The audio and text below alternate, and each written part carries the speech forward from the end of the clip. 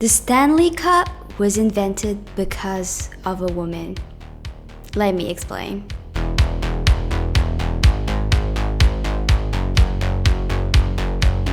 The origins of ice hockey have long been debated, but in 2008, the International Ice Hockey Federation officially declared that the first game of organized ice hockey was played in Montreal in 1875. Canada made important contributions to the game, and by the early 20th century, Canadian rules had reshaped the sport. The most popular hockey league in the world is the National Hockey League, or NHL. 32 teams are divided into Eastern and Western conferences that are further divided into divisions. At the end of the regular season, the top 3 teams in each division and then the remaining top 2 teams in the conferences, regardless of division, will move on to the playoffs. This means that each division will have a minimum of 3 and a maximum of 5 teams in the playoffs. The team that wins the playoff gets the Stanley Cup. But Canada is not only the place where hockey started, it's also the first country where women played hockey. The first photograph of a woman playing hockey was indeed taken outside Ottawa's Government House in 1889. And the first account of a women's game appeared in the Ottawa Citizen in 1891. By the way, the woman on the picture was Isabel Stanley, who convinced her father, Lord Stanley, to create the Stanley Cup. So, thanks to a woman, men had their own league. By the 1900s, the province of Quebec had established the first all-women league. And 64 years later, the first collegiate women's hockey team was established in the US at Brown University. This team was the precursor of the Eastern Women's Collegiate Hockey and the Ivy League Championship that started in 1976. That being said, women only started to play professionally in 1992, but I'll explain more on that later. For women, there was 2 leagues in North America, the NWHL and the CWHL. The NWHL, or National Women's Hockey League, consisted of 5 teams centralized in northeastern US and was created in 2015. The CWHL, or Canadian Women's Hockey League, was created in 2007 and had 6 teams, 4 based in Canada, 1 in the US, and 1 in China. But at the end of its 2019 season, the CWHL folded due to unsustainable business operations, leaving a lot of female athletes without a team. Recently, in September 2001, the NWHL rebranded as PHF, Premier Hockey Federation, and decided to include 7 teams, 5 in the US and 2 in Canada.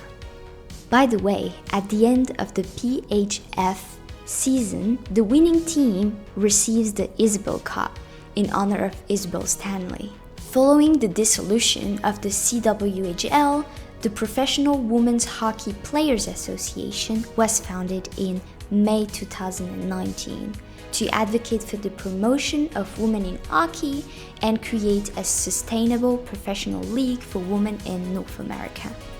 One of the pioneers of female hockey is Angela James, who brought the women's game into the mainstream. Some people even say she brought credibility to women's game, without which women's game would have never gained recognition as an Olympic sport. Angela James was named Most Valuable Player 6 times in her career. Internationally, Angela James played with Team Canada in the first Women's World Championship. In 1990, setting a scoring record of 11 goals and leading Canada to the gold medal. She played in 3 additional World Championships, winning gold medals every time. Considered the first superstar of modern women's ice hockey, James has been honored by numerous Hall of Fames. For instance, she was one of the first 3 women inducted into the International Ice Hockey Federation Hall of Fame in 2008. When James was inducted into the Hockey Hall of Fame in 2010, which is a different one, she was one of the first 2 women, the first openly gay player, and the second black athlete to ever be inducted there. Remember when I said that women started to play professionally in 1992? Well, that's thanks to Manon Rhéaume, who made her debut in September 1992 in an exhibition game for the Thunder Bay Lightning. She was the first woman to play in an exhibition game in any of the major North American pro sports league. Overall, she spent 5 years in professional minor leagues, playing for a total of 7 teams, and also played with the Canadian team, winning gold medals at Women's World Championships and a silver medal at the 1998 Winter Olympics. Another important Canadian athlete is Marie-Philippe Poulin, who's widely considered to be among the best women's hockey star of all time. For example, she won 3 times the Olympics and 3 times the World Championship with the Canadian national team. She's also the first female hockey player to win the Northern Star Award as Canada's top athlete of the year. Hilary Knight is one of the most dominant players the game has ever seen. With the US national team, she has won 8 gold and 4 silver medals at the World Championship and the gold medal at the 2018 Winter Olympics.